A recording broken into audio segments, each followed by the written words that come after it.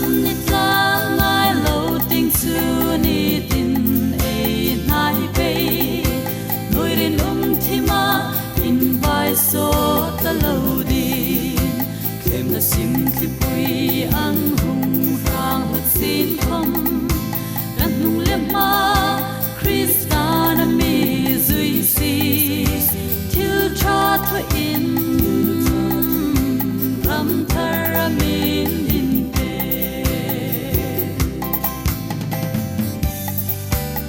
mi han til si nan ral ang mi do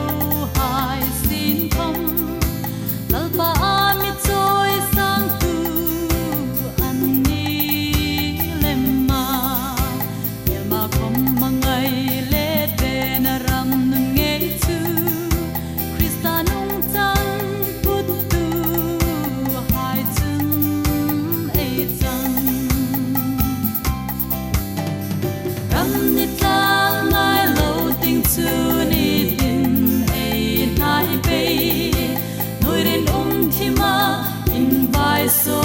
ta lo di kem na sim thi pui ang hung rang hot sin khom kan nung le ma Krista na mi zui si til cha tho in ram thar min din pe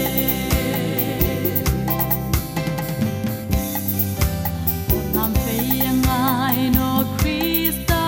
ram lak tu hai chun ting lim na le fel na chun ram a lak ne mu the lo Krista tha ra win thing na zara mel ma ne tu ni na phung pe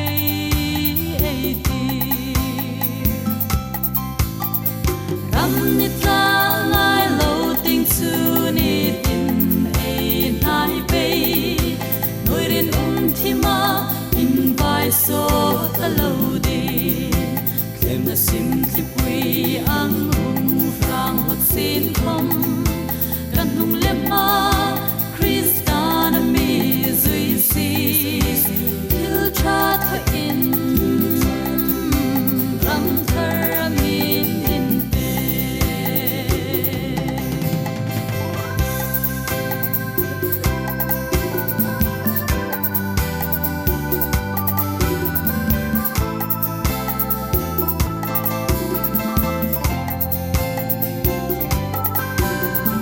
ram ni tla ngai lo ting chu ni tin e nai pe noi ren thi ma in vai so ta lo di kem na sim thi pui ang hung rang hot sin khom kan nung le ma Krista na mi zui si til cha tho in ram thar